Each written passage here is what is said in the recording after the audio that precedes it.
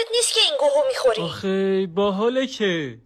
نخند امیر، جدیم. بابا شوخیه دیگه. اون ساله میگم نخند، جدی دارم حرف میزنم. باشه خب تو هم سعی کن ذره رو اخلاقت کار کنی.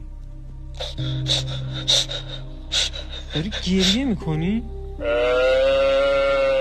الو گریه نکن. دلم شکست. من دخترم نباید اینجوری با من حرف بزنی. گریه نکن خب خودت گفتی جدی باش. سلام داد زدی خان. داد نزدم که جدی صحبت کنم. الانم داری داد میزنی. بابا اینطوری حرف نزن میرینم در و پیکرت. ببخشید.